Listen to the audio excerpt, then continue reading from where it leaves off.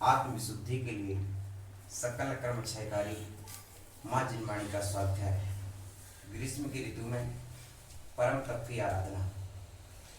आइए श्री सर्वा सिद्धि जी तत्वाशुद्ध का टीका ग्रंथ द्वितीय अध्याय के चतुर्थ सूत्र में प्रवेश करने के लिए आचार्य पूज्यपाद तत्पर हैं। विज्ञप्ति में कहते हैं,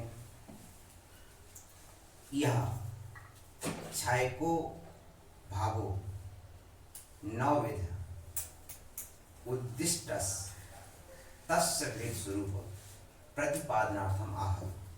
यह जो छायको भावो, छायिकः भावः, छायिकः भावः, भा पा फा बा भा, भा घोष है।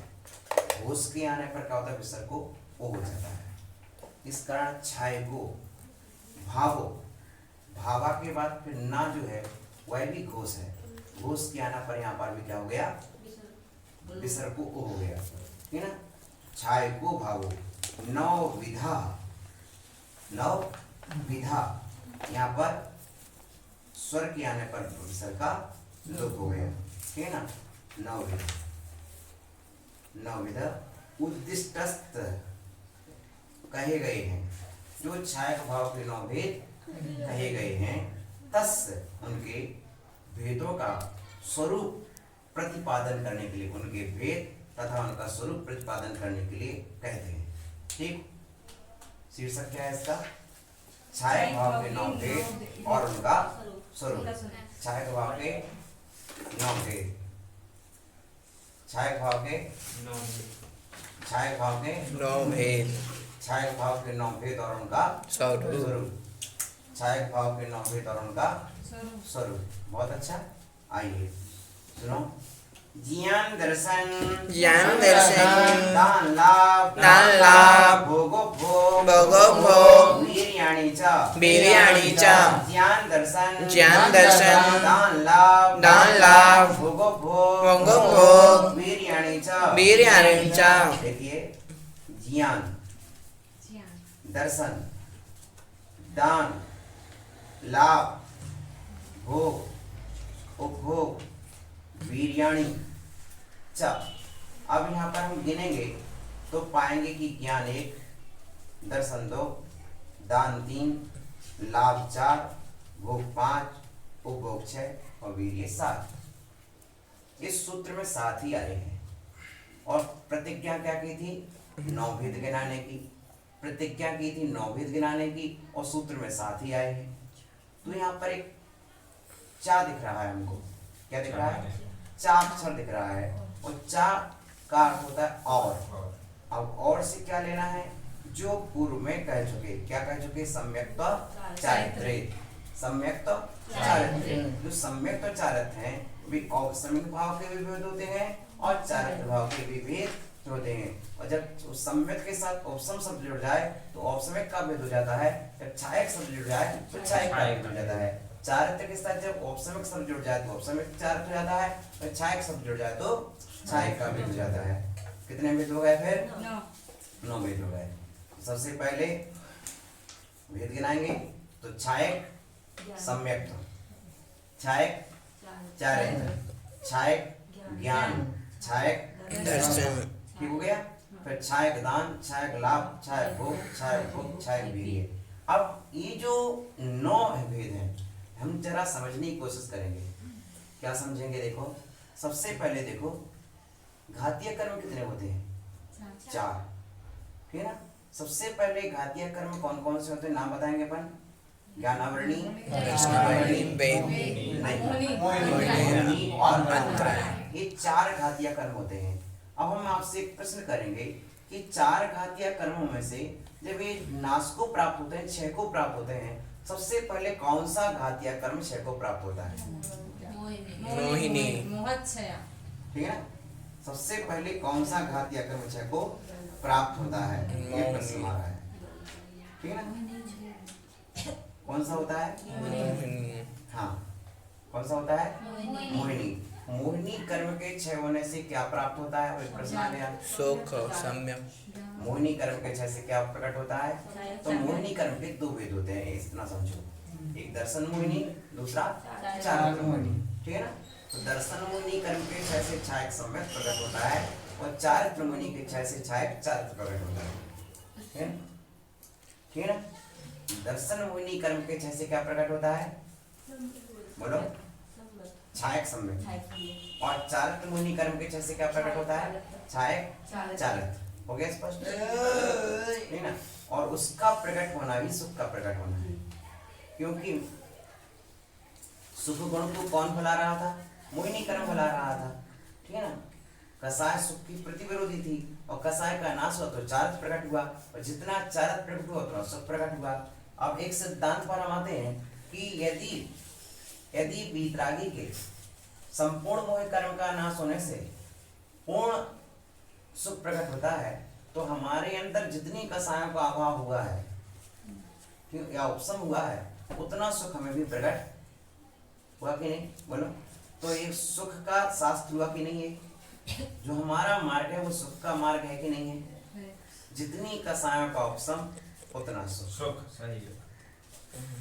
यदि वीतरागी के संपूर्ण कसायों के अभाव होने से अनंत सुख प्रकट होता है, तो फिर हमारी जितनी कसायों का अभाव हुआ है उतना सुख तो हमें वर्तमान में हुआ कि नहीं? तो मोक्ष मार्ग सुख का मार्ग है कि नहीं?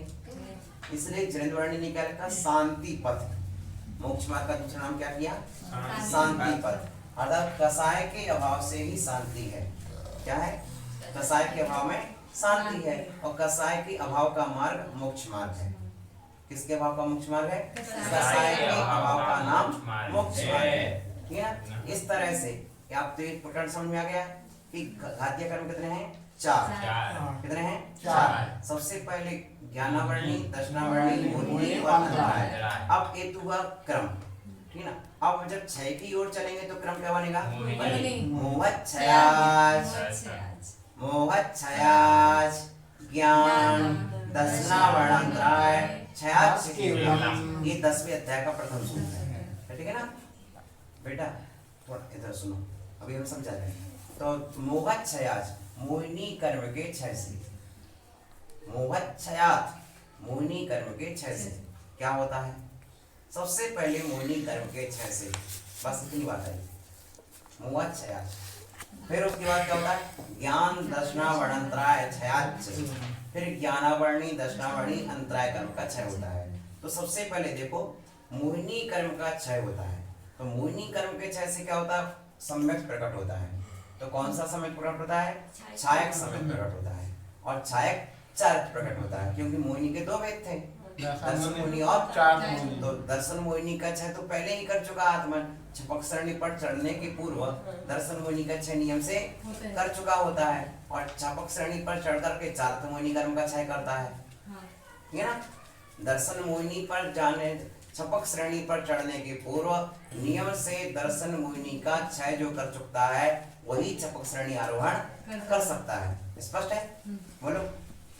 कि जिस जीव ने अनंत अनुबंधी की 4, दर्शन मोहिनी की 3, इन 7 प्रकृतियों का निर्मूल नाश कर दिया है, वह जीव ही छायक समय दृष्टि होता है, और ऐसा छायक समय दृष्टि जीव ही छपक श्रेणी पर आरोहण करता है। हो गया? अब ये विषय हुआ। अब ऐसा जीव छपक श्रेणी पर आरोहण करके फिर क्या करता है? 4 कर्मों को क्षय करने वाली श्रेणी नसेनी, कर्मों को क्षय करने वाली नसेनी का नाम क्या है? जिस भावों से जीव कर्मों को क्षय करता चला जाता है उस पंक्ति का नाम क्या है? छपक श्रेणी। श्रेणी माने पंक्ति। ये 8वें, 9वें, 10वें और 12वें गुण स्थान का नाम छपक श्रेणी है, ठीक है ना। और 8वें, 9वें, 10वें, 11वें गुण स्थान का नाम उपसम श्रेणी है। तो 8वां, 9वां, 10वां, 11वां उपसम श्रेणी का है, लगातार 4 गुण स्थान, और छपक वाले में 11वां गुण स्थान सीधा 12वां। 8, 9, 10, 12, ठीक है ना। 10वीं से सीधी 12वीं में पहुंच जाता है, 11वीं नहीं पढ़ता, ठीक। तो ये विषय हुआ। अब मोहिनी कर्म के क्षय से क्या हुआ? छायक सम्यक और छायक चारित्र हुआ। स्पष्ट? पहला विषय हमारा इतना हो गया। अब छाय ज्ञान, ज्ञानावरणी कर्म के नाश से क्या प्रकट हुआ? छाय ज्ञान। फिर दर्शनावरणी कर्म के नाश से छाय दर्शन। फिर क्या नाश होना है? अंतराय का। तो अंतराय के नाश से क्या प्रकट होगा? फिर अब यहाँ पर 5 चीजें आ गई। तो अंतराय कर्म के भेद कितने थे? 5 भेद थे। अंतराय कर्म के 5 भेद कौन कौन से? अभिनंदन भैया। दान अंतराय, लाभ अंतराय, भोग अंतराय, उपभोग अंतराय और वीर अंतराय। और जब अंतराय कर्म का नाश होगा तो इन पांचों प्रगतियों का नाश होगा कि नहीं होगा? तो 5 गुण प्रकट होंगे कि नहीं होंगे? तो 5 गुण क्या कहलाती है? 5 लब्धि कहलाती हैं। ठीक है ना? तो क्या होगा? सबसे पहले छायक दान, ठीक है ना, छायक भोग, छायक लाभ, छायक भोग, छायक भोग और छायक वीर। क्या हुआ? ये 5 हो गए। तो अब स्पष्ट क्या हुआ? ये 9 लब्धि कहलाती है पूरी मिला के। कितनी लब्धि कहलाती है? 9 लब्धि। कौन कौन सी? पहली लब्धि क्या है? छायक संयुक्त। दूसरी लब्धि छायक चारित्र। तीसरी लब्धि छायक ज्ञान। चौथी लब्धि छायक दर्शन। पांचवी लब्धि छायक दान। छठवीं लब्धि छायक लाभ। सातवीं छायक भोग। आठवीं छायक भोग। नौवीं छायक वीर। हो गई? ये छायक भाव के जो 9 भेद हैं उन्हीं भेदों को 9 लब्धि कहते हैं। आपने 9 लब्धि सुना है ना? 9 लब्धि। तो 9 लब्धि कौन सी हैं? ये छायक भाव के 9 भेद ही 9 लब्धि कहलाते हैं। ठीक है ना? ठीक है ना? स्पष्ट हो गया? अब आपको ये ध्यान देना है कि अंतराय कर्म के 5 भेद बनेंगे। अंतराय कर्म के अभाव से 5 लब्धि प्रकट होती हैं। हम आपसे प्रश्न करेंगे कि 4 कर्मों के 6 से 9 लब्धियां प्रकट होती हैं। प्रश्न क्या है हमारा? 4 कर्मों के अभाव से 9 लब्धियां प्रकट होती हैं। तो बताइए किस कर्म के अभाव से कितनी कितनी लब्धि प्रकट होती है? ठीक है ना? तो मोहिनी कर्म के अभाव से 2 लब्धि प्रकट होती है।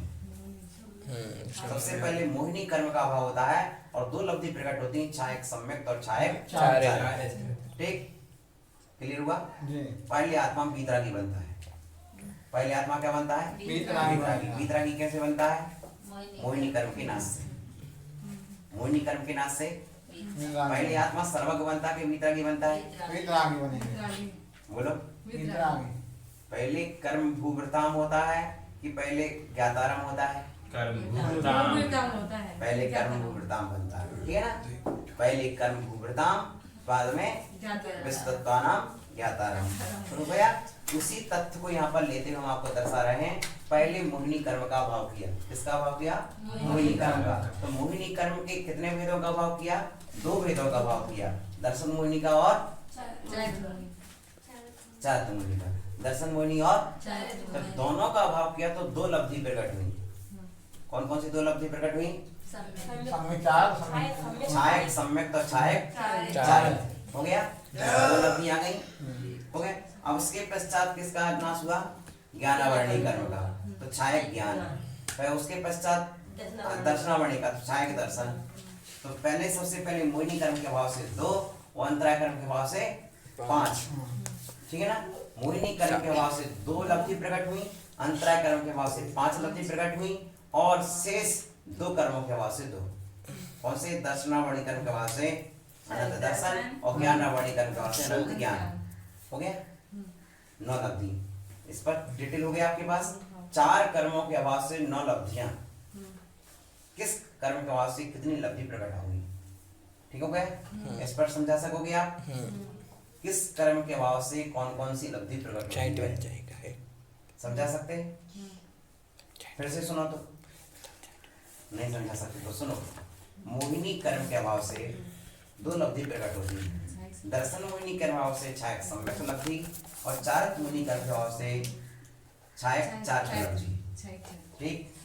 फिर ज्ञानावरणी कर्म के अभाव से अनंत ज्ञान लब्धि, दर्शनावरणी कर्म के अभाव से छायक दर्शन लब्धि।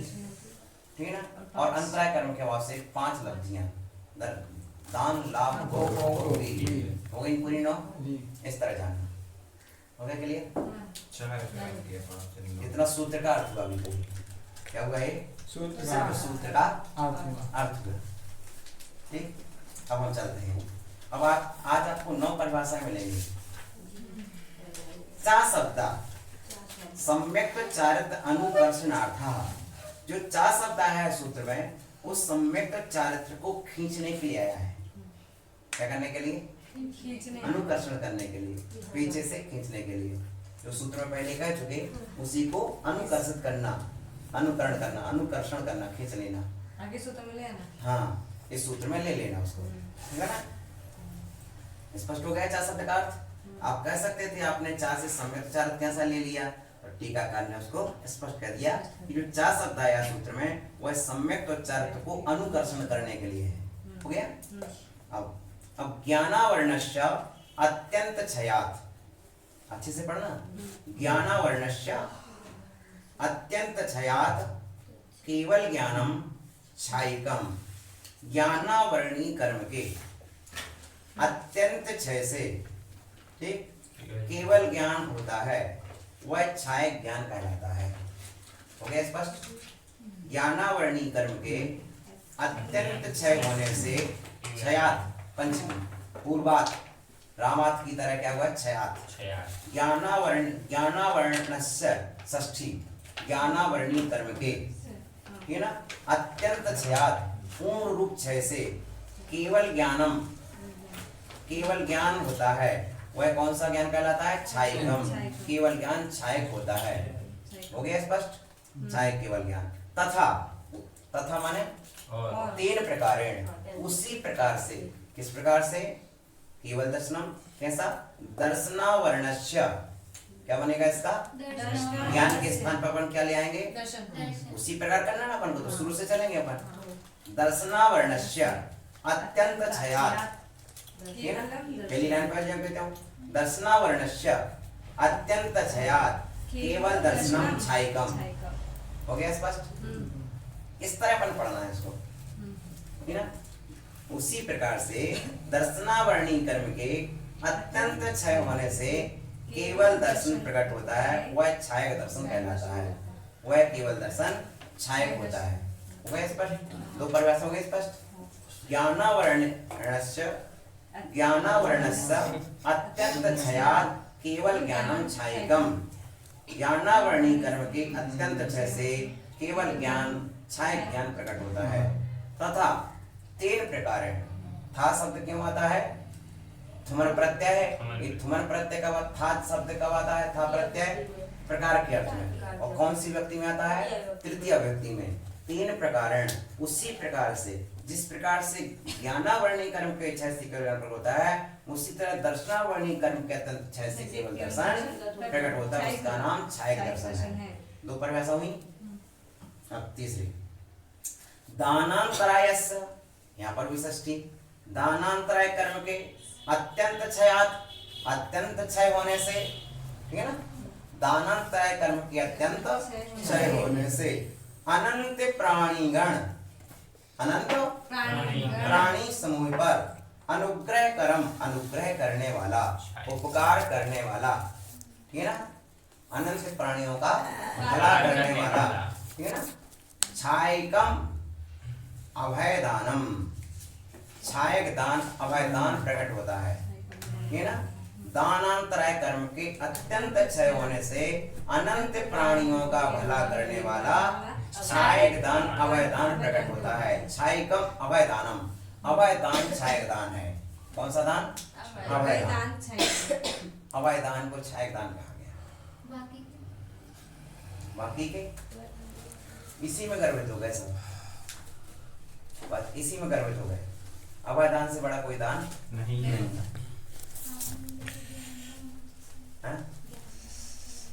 ज्ञान दान भी अभय दान है।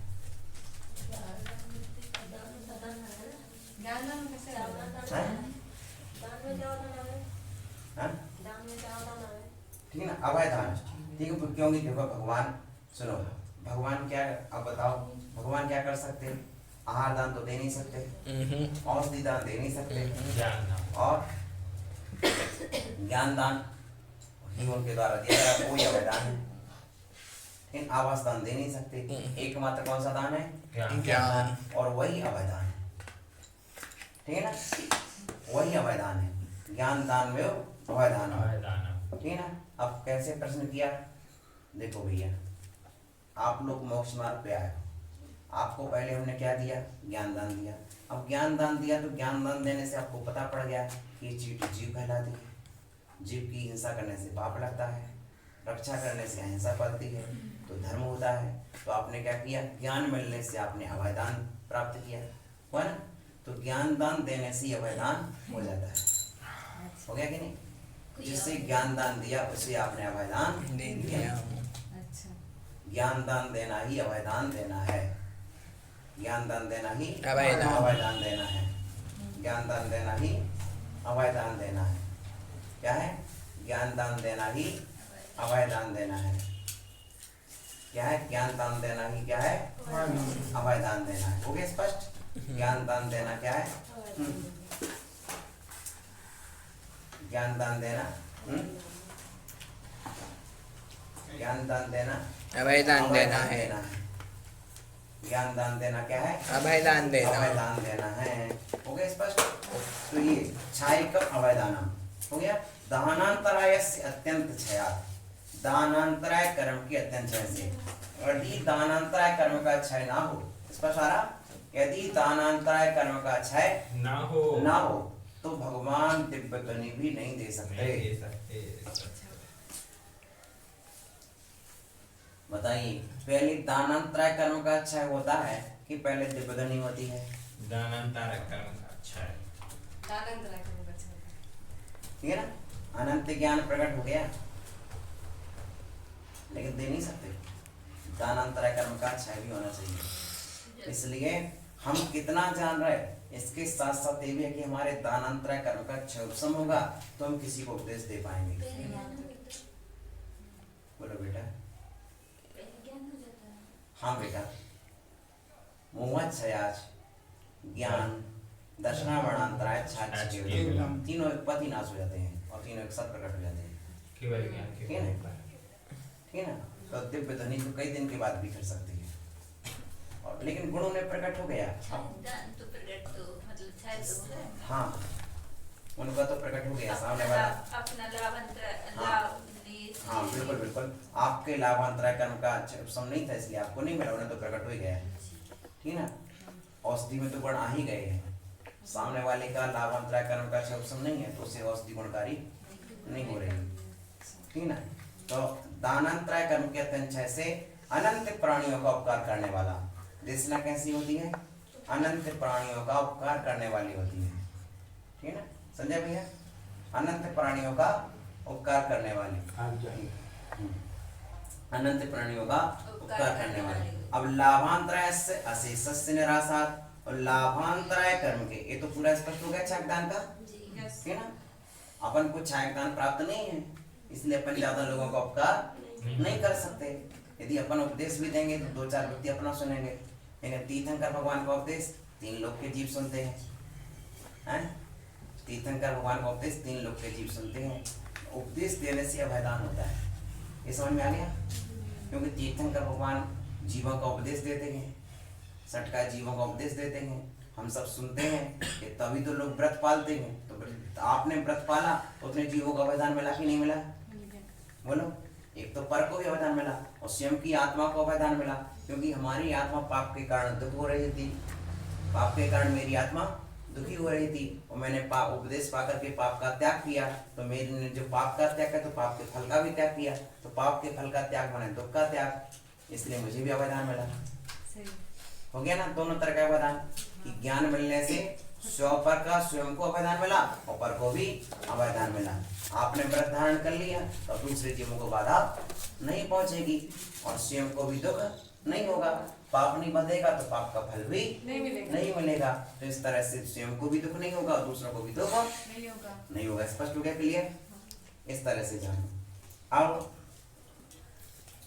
लाभांतरायस्य अशेषस्य, अशेषस्य लाभांतरायस्य, संपूर्ण, अशेष माने संपूर्ण, है ना। संपूर्ण लाभांतराय कर्म की निरासात, निरासात निराकरण हो जाने से, हट जाने से, परित्यक्त कबलाहार, कबलाहार का परित्यक्ति, क्रियाणाम, कबलाहार की क्रिया का, कबलाहार कबल माने ग्रास, उस ग्रास के आहार का परित्याग है जिनका, ठीक है ना, उस क्रिया की परित्यागी, ठीक है ना। श्वेतांबरों के स्पर्श दे दिया। अन्नक हो गया। हाँ, इस अन्य मतावलंबी जो क्या करते हैं, श्वेतांबर आदि केवली भगवान की कमल आहार मानते हैं, उस कमल आहार का यहाँ पर क्या कर दिया, खंडन कर खंडन दिया। किए। कि परित्यक्त कमल आहार केवली भगवान तीर्थंकर भगवान अपने हाथ से उठा के आहार नहीं करते। नहीं करते, देने पे भी नहीं करते। लेने पे नहीं होता, कमल आहार हाथ, ठीक है ना, नहीं करते। बोलते। केवलिनाम क्रियाणाम केवलिनाम केवलियों के यथा शरीर बलाधान हेतुवे शरीर के बल के कारण के हेतुभूत, ठीक है ना। अन्य मनुज असाधारणा, अन्य मनुज के लिए जो असाधारण है, ऐसे परम शुभ सूक्ष्म अनंत, ठीक है ना, परम शुभ असाधारण, सबसे पहले असाधारण भी बहुत असाधारण, एक असाधारण नहीं, ऐसे अनंत असाधारण, अनंत परम शुभ, अनंत सूक्ष्म और अनंत प्रति समय पुद्गला, प्रति समय पुद्गल परमाणु संबंधम उपयांति, संबंध को प्राप्त होते हैं।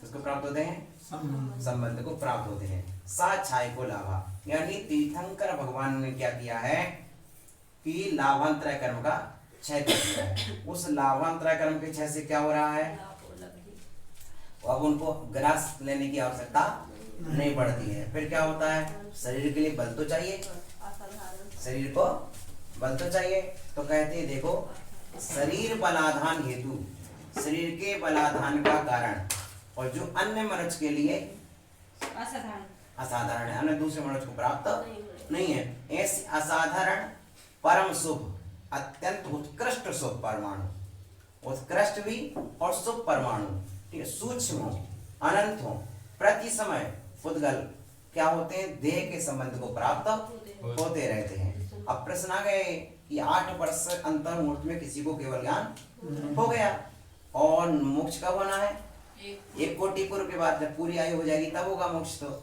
इतने समय तक बिना आहार के कैसे रहते हैं, हम तो कहते हैं कि हम एक ही दिन की गर्मी नहीं झेल पाते, समझ रहे हैं ना। तो ये गर्मी का झेलना या ठंडी का झेलना ये है, देखो पुण्य के योग से ऐसे परमाणु आते हैं जो परमाणु भोजन आदि में पाए जाते हैं, जो जिन परमाणु की शक्ति भोजनों में है, वैसे ही शक्तिशाली परमाणु, वैसे ही शुभ परमाणु, वैसे ही पवित्र सूक्ष्म परमाणु प्रति समय आपके लाभांत कर्म के उदय से आपको प्राप्त हो जाते हैं। इनको केवली भगवान, चरम शरीर, ठीक है ना, केवली भगवान को प्राप्त हो जाते हैं। माने ये है पुण्य की विशिष्टता, लाभांतराय कर्म की विशिष्टता, लाभांतराय कर्म के क्षय की विशिष्टता देखिए, वो चीज उन्हें प्राप्त हो रही है जो हम में से किसी को नहीं मिल रही है। हमारे सामने भी वस्तु रखी हो, तब भी रखी हुई वस्तु का जब तक कोई हाथ में ना दे दे तब तक वो शक्ति हमको प्राप्त नहीं होती है।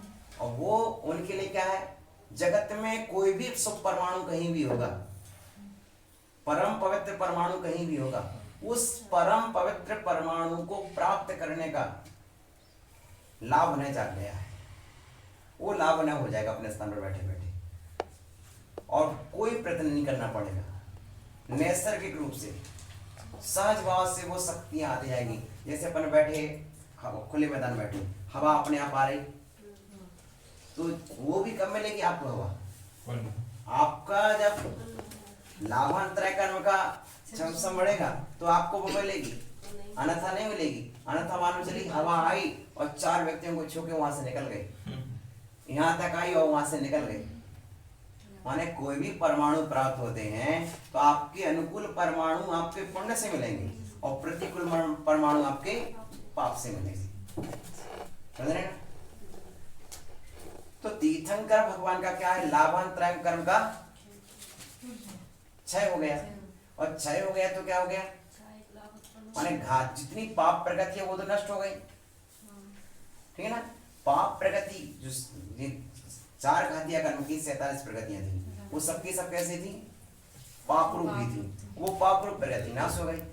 जब पाप रूप प्रगतियां नाश हो गई तो क्या होगा, अब वो आगे जो बचा शेष पुण्य नहीं बचा। तो लाभांतराय कर्म के क्षय से क्या हो गया, जो अभी तक लाभ नहीं होता जीवन में कभी भी, अनादि काल से आज तक जो लाभ नहीं हुआ था वो लाभ अब होगा। जो लाभ अनादि काल से इस संसार में अब तक नहीं हुआ था वो लाभ लाभांतराय कर्म के क्षय से प्रकट होगा।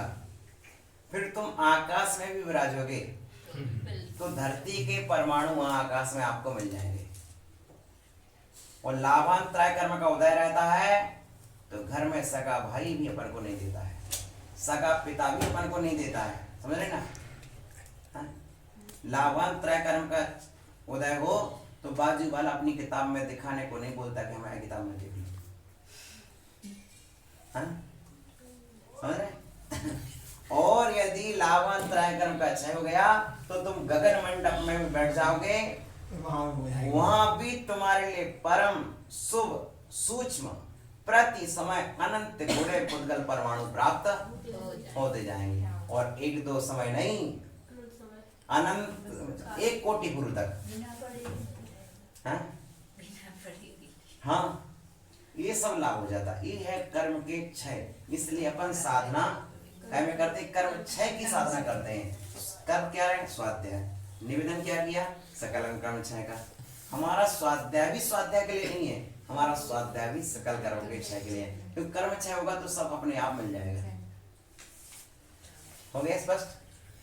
तो इस तरह से ये लाभ होता है कि शरीर में बल के आधान का हेतु, बल को देने वाला हेतु है वो क्या? वो है अन्य मनुष्य। सामान्य किसी मनुष्य को वो लाभ होने वाला जो अनंत को लाभ होता है वो संसार में किसी को लाभ होता ही नहीं है? अभी आपने ऐसे बाल अवस्था का चैप्टर पढ़ा था कि पृथ्वी पर उतने ही परमाणु थे और ये आपको मिल गए और किसी को शेष बचे नहीं। इसलिए आप जैसा दूसरा रूप कोई हुआ नहीं, है ना। तीर्थंकर जैसा रूप दूसरे का होता ही नहीं। आप कहोगे महाराज कामदेव तो सुंदर होते हैं, पर कामदेव सुंदर ही होते हैं। कामदेव सुंदर होते हैं, तीर्थंकर भी सुंदर होते हैं, पर दोनों की सुंदर में जमीन और आसमान का अंतर है। महाराज क्या अंतर है? क्या अंतर है मालूम है? कामदेव की सुंदरता आकर्षण का कारण बनती है ना, और लोगों में राग पैदा करती है। पर तीर्थंकर की सुंदरता लोगों में वीतराग भाव को प्रकट करती है, देती है, सम्यक दर्शन को उत्पन्न करती है। कामदेव की सुंदरता किसी को सम्यक उत्पन्न नहीं कर सकती, लेकिन तीर्थंकर की सुंदरता भी सम्यक उत्पन्न करती है। यही कारण है कि सची सौंदर्य आदि 1000 नेत्रों से उसको देखते हैं। हो गया? तो ये संबंध को उपयांति प्राप्त होते हैं, स्वयं प्राप्त होते हैं, कोई लेने नहीं जाते हैं। ये अनंत लेने नहीं जाते हैं। अब आप ही देखो भाई, आप लेने तो नहीं जा रहे, बनाने तो नहीं जा रहे, आपके चौसम की महिमा देखो कि कहाँ कहाँ चौके लग रहे, कहाँ कहाँ आपको प्राप्त हो रहा। लेकिन आपका चौसम है तो आप जाते तो वो चीज आपको मिल जाती है। आपको चौसम के कारण आपको थोड़ा जाना पड़ता है, लेकिन चीज मिलती है। लेकिन उनको क्षय हो गया है अंतराय, तो उनको जाना भी नहीं पड़ता और अपने स्थान पर उनकी चीज मिल जाती है, खाने भी नहीं पड़ता। हाँ, परम शुभ सूक्ष्म अनंत प्रदेश में पुद्गल परमाणु संबंध को प्राप्त हो जाते हैं। ठीक है ना। परमाणु की तो ताकत होती है, कोई परमाणु इतना सा होता शक्तिशाली बहुत होता है। मिलिट्री के जवान क्या करते हैं? कैप्सूल वगैरह लेते, भोजन के कैप्सूल। उनके कैप्सूल में इतना सा कैप्सूल लेंगे, 15-15 दिन तक उन्हें भोजन की आवश्यकता नहीं पड़ती।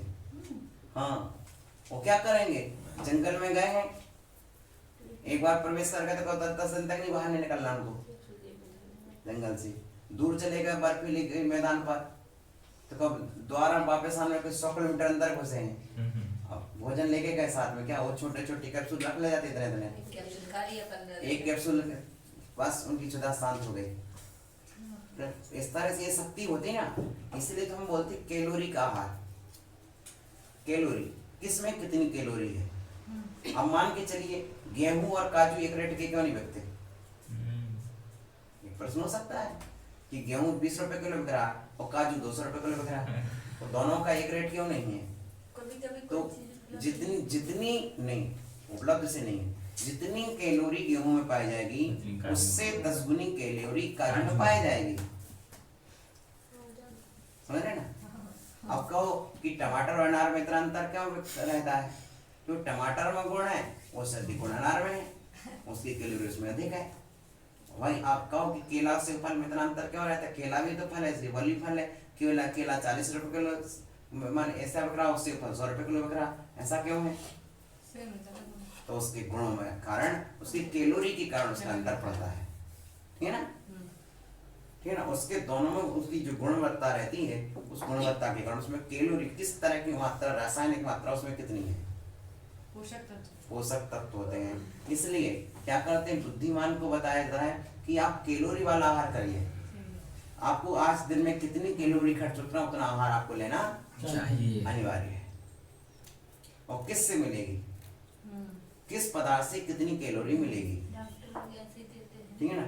जब अपन ने साइंस पढ़ी 9th 10th 11th में, तो साइंस में यही प्रकरण था कि किस भोजन से कितनी कैलोरी मिलती है। तो आपके लिए जो उसमें से शुद्ध हो, प्रासुक हो, वो वाले पदार्थ आप चयन कर लीजिए और उतनी कैलोरी वाला आहार आपको लेना चाहिए, ठीक है ना? अब आगे पढ़ो। 6 का लाभ समझ में आ गया? जी। कृत्स्नश्च भोगांतरायश्च, ठीक है ना? संपूर्ण भोगांतराय के, ठीक है ना? ठीक है ना? संपूर्ण भोगांतराय के चिरोभावात, तिरोभाव होने से, ठीक है ना? अथवा अत्यंत, ठीक है ना, क्षय होने से, तिरोभावात, तिरोभाव हो जाने से, तो उसके भोगांतराय कर्म के समाप्त हो जाने से, तिरोभाव से हट जाने से, आविर्भूत, ठीक है ना? आविर्भूत माने प्रकट हुआ, ठीक है ना? उसका तिरोभाव अंतराय का तिरोअंतराय कर्म ढक गया और क्या हुआ, गुण प्रकट हुआ। आविर्भूत क्या हुआ, अतिशयवान, अतिशयवान, अतिशय से युक्त, अतिशय से सहित, अनंतो भोगा छायेगा, अनंत भोग प्रकट हुआ, वो छायक भोग है, ठीक है ना? संपूर्ण भोगांतराय कर्म के अभाव से जो क्या हुआ, आविर्भूत अतिशयवान, अतिशय से युक्त जो भोग प्रकट हुआ है वो छायक भोग है। या वो क्या है, यतः, जिस कारण से, यतः, यत शब्द का पंचमी में प्रथमा में ये बनेगा यत, यत शब्द से यस्मात्, यस्मात् का क्या बनेगा, इस्मात् के स्थान पर क्या आ जाता, ता प्रत्यय आ जाएगा। यतः, जिस कारण से, कुसुम वृष्ट्यादयो विशेषा प्रादुर्भवन्ति, कुसुम वृष्टि आदि विशेष रूप से उत्पन्न होती हैं।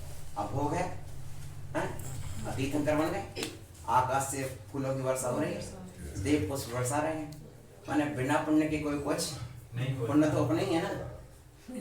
बोलो, पाप कर्म का नाश हो तो अपने आप लोग करेंगे। अपन बोलते हैं ना, कोई कुछ सहयोग ही नहीं करता, कोई कुछ नहीं करता, लोग सब कुछ करते। पाप कर्म तो हमारा कम है, हमारा पाप कर्म घटे तो देवता भी फूल बरसाने तैयार है।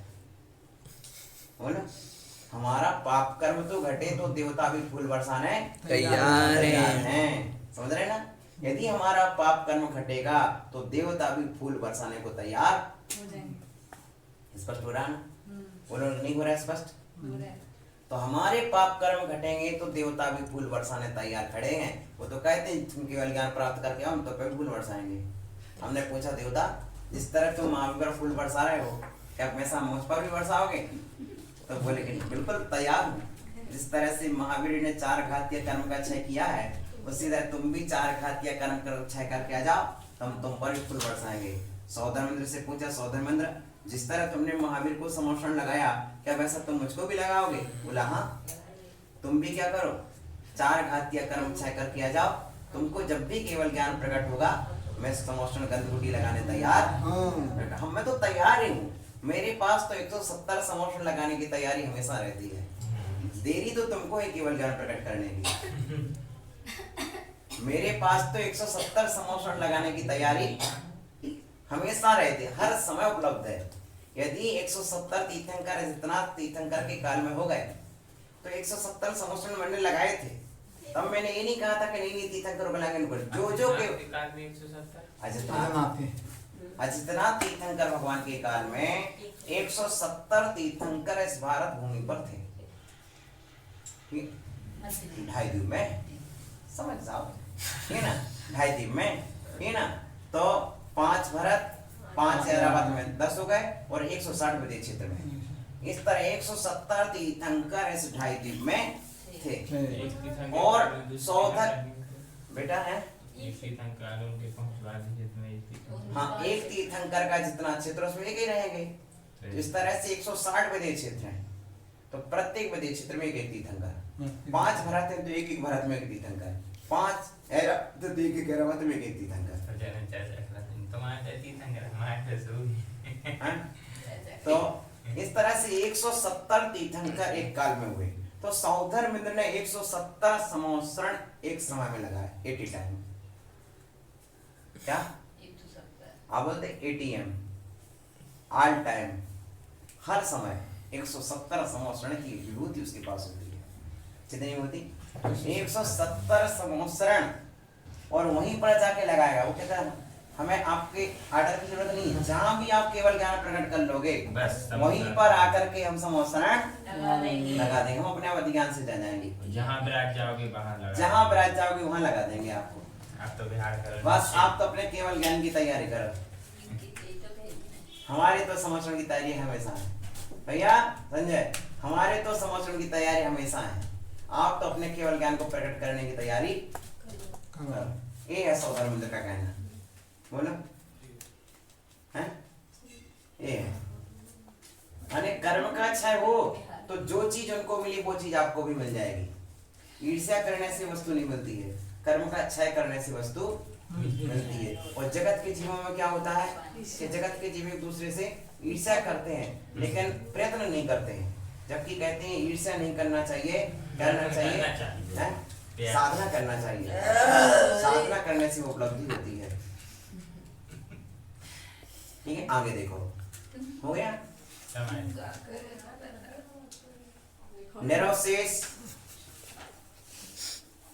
निरवशेष उपभोगांतरायस्य। अब देखो संपूर्ण उपभोगांतराय कर्म के प्रलयात, प्रलय होने से, नए नए शब्द दे रहा है प्रत्येक में, एक से शब्द दोहरा नहीं रहा शरीर। प्रलय होने से प्रादुर्भूत प्रकट हुए अनंत उपभोगा छाएगा। अनंत उपभोग छायक है। देखिए अभी आपने कुसुम वृष्टि देखी थी, फूल आदि एक ही बार बरसे और, ठीक है ना, लेकिन छत्र सिंहासन चामरक छत्रादयो विभूतया, जिस कारण से क्या होता है, सिंहासन प्रकट होता है, चामर प्रकट होते हैं, छत्रत्रय प्रकट होते हैं। ये सब विभूतियां क्या है, छायक उपभोग है। उपभोग क्यों है? क्योंकि बार बार भोग सकते हैं इनको। एक ही सिंहासन बार बार उपभोग में आएगा। ये पाटा है उपभोग की सामग्री है, क्योंकि उसी पाटे पर कल बैठे थे, इसी पर आज बैठे हम, तो उपभोग की सामग्री हुई कि नहीं है? छायक उपभोग की सामग्री हुई। यदि अपने क्षौसम से अपन को अच्छी वस्तु मिली हुई है तो उनका तो छाय प्रगुण है, तो अनंतपना प्रकट हुआ है। ठीक है ना। यदि अपना कुछ पाप घटा तो अपन को भी छायक उपभोग की सामग्री पर क्षौसम से प्रकट हुई है, उनके छायक से प्रकट हुई है, तो क्या है, सिंहासन आदि, चामर आदि, छत्र आदि, बाह्य विभूति भी उसमें कारण है। क्योंकि उदाहरण बाहर का दिखा सकते, उदाहरण जो दिया जाता है जो प्रसिद्ध होता है, हम अंतरंग का तो उदाहरण दे नहीं सकते हैं, इसलिए बहिरंग का उदाहरण आपको दे दिया। अब क्या है, वीर्यांतरायस्य कर्मणो अत्यंत क्षयात्, वीर्यांतराय कर्म की अत्यंत क्षय से, इस पर समझ में आ रहा, वीर्यांतराय कर्म की अत्यंत क्षयात्, क्षय होने से आविर्भूतम, आविर्भूत प्रकट हुए, अनंत वीर्यम छायकम, तो अनंत वीर्य प्रकट हुआ वो छायक वीर्य है। हो गया स्पष्ट। पूर्वोक्तानाम सत्तानाम प्रगतिनाम, पूर्व में कही गई 7 प्रगतियां, कौन सी कही थी 7 प्रगतियां बेटा? अनंतानुबंधी 4 और दर्शन मोहिनी की 3। अनंतानुबंधिना क्रोध मान माया लोभा द्वारा, दर्शन मोहिनी यश मिथ्या मिथ्यात्म सम्यक्तम सम्यक मिथ्यात्म, ये ना, ये 3। इन 7 प्रगतियों के अत्यंत क्षयात्, छायक होने से छायकम सम्यक्तम छायक सम्यक प्रकट होता है। तथा चारित्रमपि तथा चारित्र भी प्रकट होता है। तो कैसे चारित्र प्रकट होगा? तो शेष जो बची हैं, शेष जो है 21 प्रगतियां, उन 21 प्रगतियों के क्षय से क्या होगा? छायक चारित्र प्रकट होगा। शेष 21 कौन सी थी? अप्रत्यक्षान, प्रत्यक्षान, संयोजन होगा द्वारा उन दोनों का सार 21 हो गए। इन 21 प्रगतियों के संपूर्ण रूप से क्षय होने से छायक चारित्र प्रकट होता है। ठीक है ना? ये परिभाषा हो गई आपकी छायक चारित्र तक की, 9 परिभाषा पूरी हो गई। अब एक प्रश्न आता है, यदि छायक दानादि भाव कृतम अभय दानादि, प्रश्न क्या करते हैं? यदि छायक दानादि भावों के निमित्त से अभय दानादि कार्य होते हैं, ठीक है ना? छायक दानादि भावों के निमित्त से अभय दानादि कार्य होते हैं तो सिद्धों में उनका प्रसंग आ जाएगा।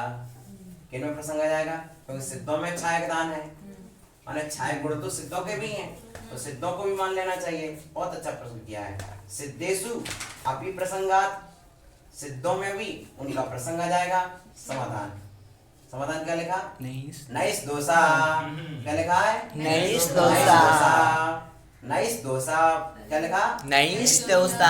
ना एस दोष नहीं है, ना एस ना दोषा, यह दोष नहीं है। क्यों? शरीर नाम तीर्थंकर नाम कर्मोदयादि अपेक्षत्वात्, क्योंकि छायक दान के लिए शरीर नाम कर्म और तीर्थंकर नाम कर्म आदि की अपेक्षा होने से देने के लिए क्या चाहिए? शरीर चाहिए। ठीक है ना? शरीर चाहिए और नाम कर्म की प्रगति भी चाहिए, तभी दे पाएंगे। हो गया? तेसाम तदभावे, सिद्धों के शरीर नाम कर्म का अभाव है और तीर्थंकर नाम कर्म का भी अभाव है। तेसाम तत् अभावे, उन सिद्धों के उन कर्मों का, शरीर का और तीर्थंकर नाम कर्म का भी अभाव हो चुका है। ठीक है ना? वर्तमान के 24 तीर्थंकरों में कितने तीर्थंकर हैं, कितने सिद्ध हैं? वर्तमान के 24 तीर्थंकर में 24 सिद्ध, सभी सिद्ध हैं। ठीक है। कथम तर्हि तेषां सिद्धेषु वृत्ति, कथम तर्हि से तो सिद्धों के छायक दानादि भावों का सद्भाव कैसे मानोगे आप? कथम, इस प्रकार, तर्हि तो फिर, तेषां उनके सिद्धों में वृत्ति, तो सिद्धों में छायक दान की वृत्ति कैसे मानोगे? तो उनके भी छायक दान पाया जाता है। सुनो, परम आनंद अव्यावाद रूपेण एव तेषां तद्वृत्ति, परम आनंदमयी और बाधा रहित रूप से जो प्रवृत्ति है उससे ही उनको हम छायक दान लाभ उपभोग सब मानते हैं। ठीक है ना? क्योंकि जिस प्रकार हो गया सिद्धों के केवल ज्ञान से अनंतपुरी का स्वभाव पाया जाता है। हो गया? उसी प्रकार परम आनंद अव्यावाद रूप से उनका सिद्धों के सद्भाव है। जैसे केवल ज्ञान रूप से अनंत वीर्य का सद्भाव है। अनंत वीर्य कैसे मानते आप? केवल ज्ञान के कारणों को अनंत वीर्य मानते। उसी तरह से परम आनंद अव्यावाद रूप सिद्धों के इसका सद्भाव मानते हैं। केवल ज्ञान रूप अनंत वीर्य वृत्ति व, जिस तरह केवल ज्ञान रूप से उनको अनंत वीर्य आप मानने को तैयार हो, अनंत शक्ति है। कैसे जाना? क्योंकि केवल ज्ञान है। जिसको अनंत ज्ञान शक्ति नहीं होती उसको ज्ञान भी प्रकट नहीं होता। अनंत ज्ञान के लिए अनंत शक्ति चाहिए है। ठीक है ना? तो केवल ज्ञान की सिद्धि से आप अनंत वीर्य की सिद्धि कर लेते हो। उसी तरह से परम आनंद और अव्याभास सुख से हम उनके छायक दान लाभ भोग वीर्य की सिद्धि भी हम यहाँ कर लेते हैं। इस तरह से यह चैप्टर आज का हमारा इस चैप्टर ओम नमः शिवाय।